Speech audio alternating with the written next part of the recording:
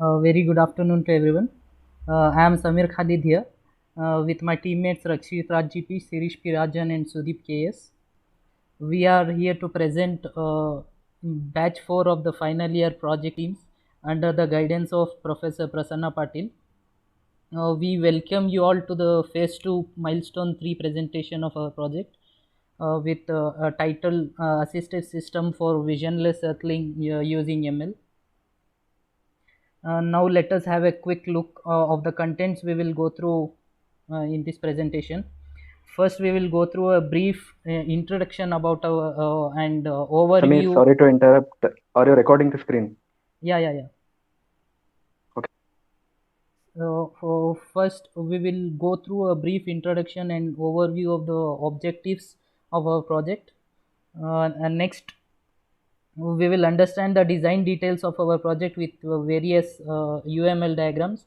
Then we will know the implementation details such as methodology involved and algorithms.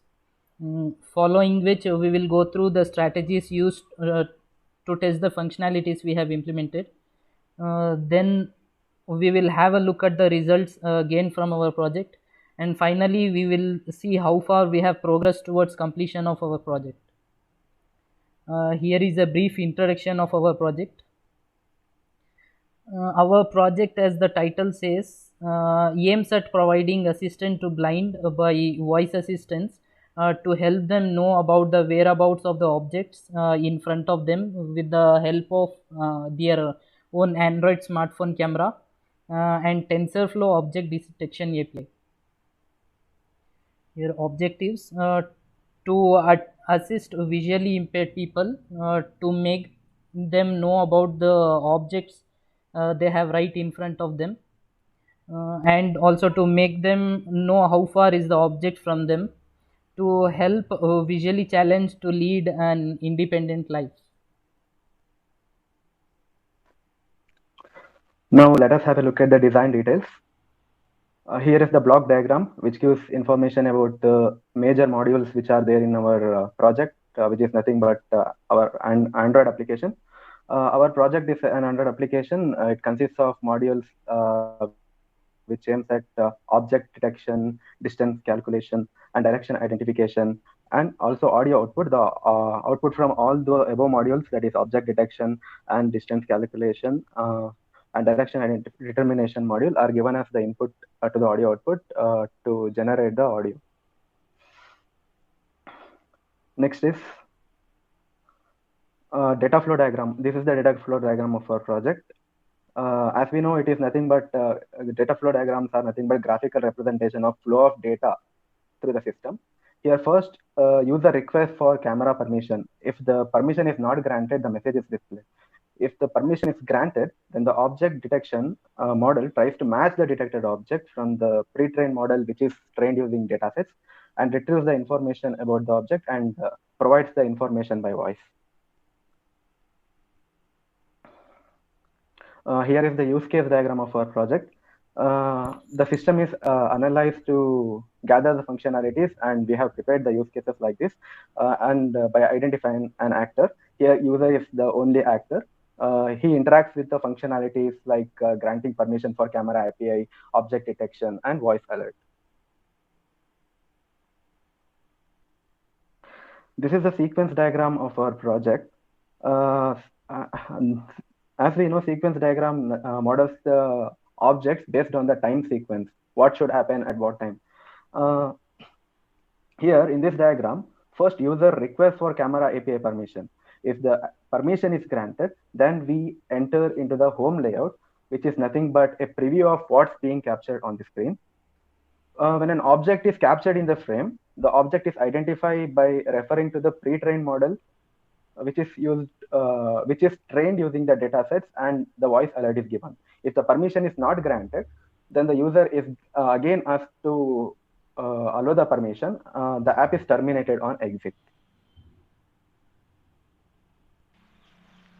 Let us go through the implementation details. Now we will look over the methodologies. First functionality is object detection. Here the frames are continuously captured through the mobile phone camera. Then the captured image is given as a input to the TensorFlow API, and then the object is detected. Second functionality is the distance calculation. Here we are making use of triangular similarity law to identify the approximate distance of the object being detected in the frame. That can be implemented using the following mathematical formula, which makes use of pitch.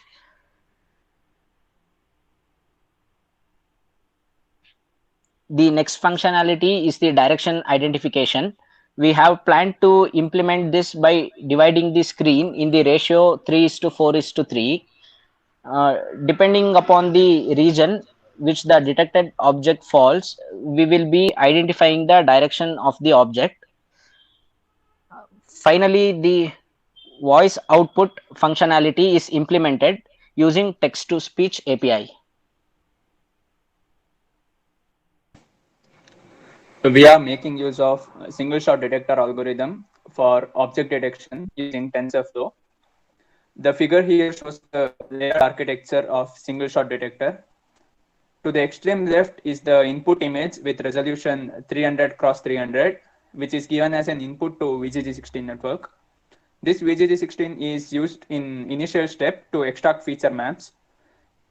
These are 6 layers, that is 6 convolutional layers, which will perform classification object detection task.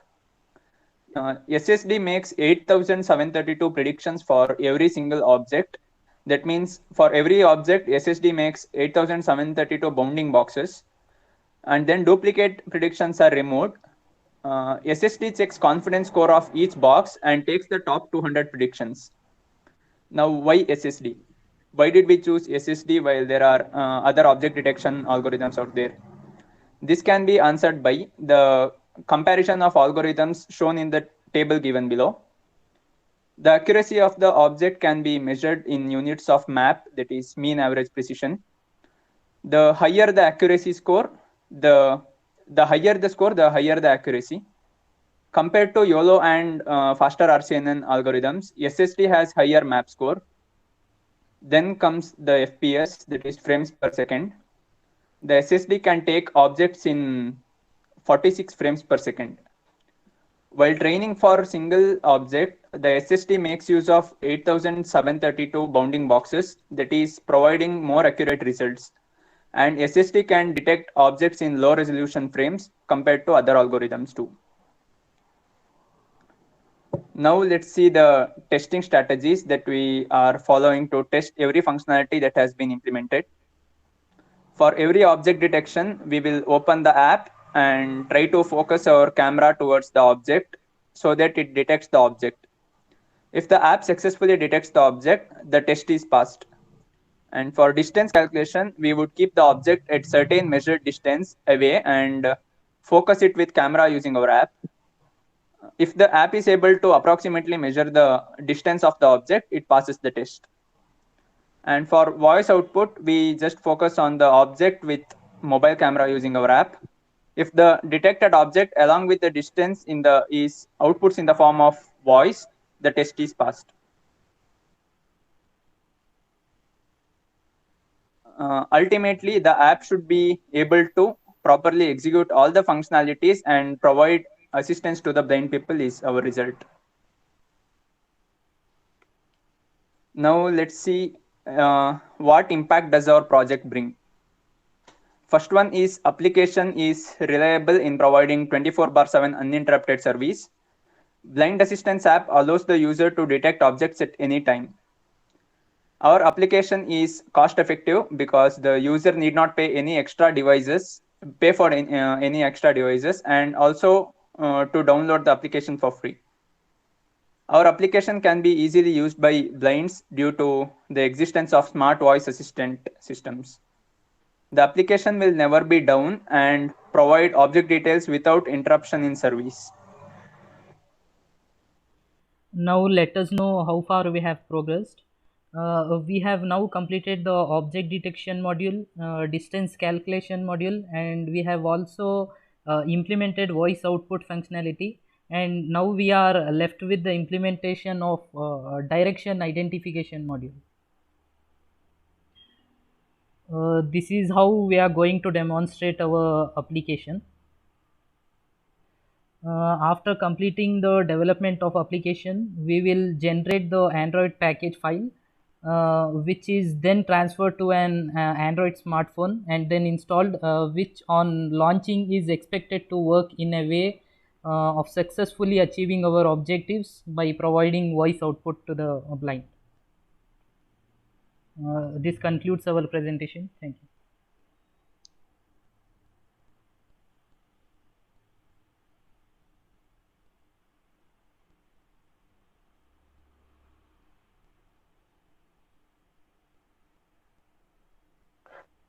Samir, can you play that progress video? Yeah. We have recorded the screen of our app functionality, and we are going to present it now.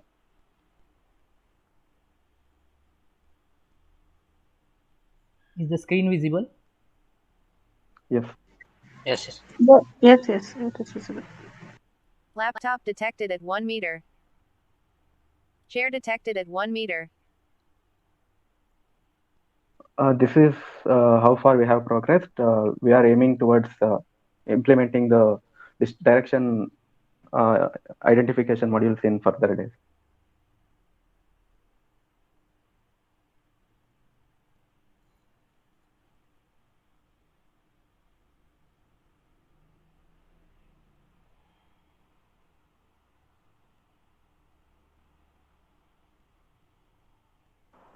Further work is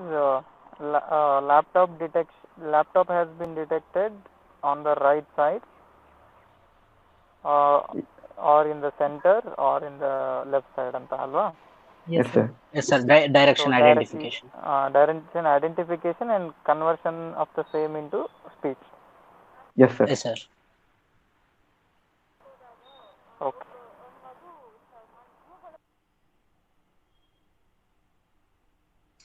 Okay, how long it will take for the further implementation?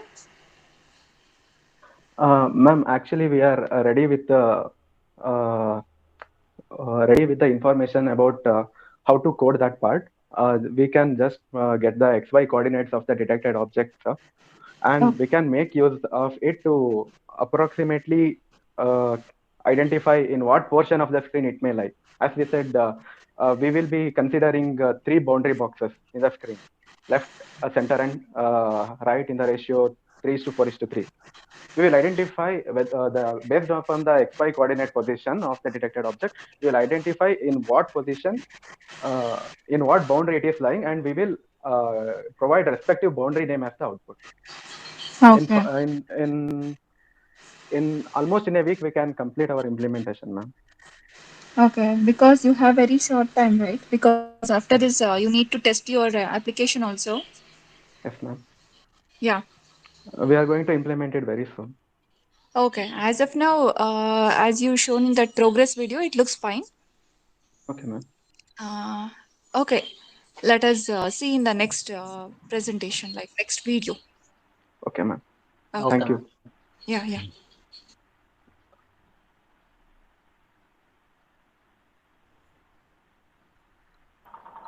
Can we wind up, sir? Any other questions from the participants? 14 participants.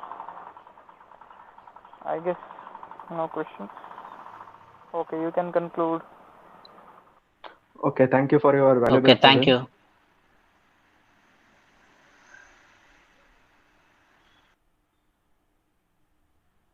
you. Okay, thank you, team. Thank you. Thank you, Thank you, ma'am. ma'am. Thank you, ma'am. Thank you. Thank you, ma'am. Thank you, Good ma'am. presentation. Thank you. Thank you. Thank you, ma'am.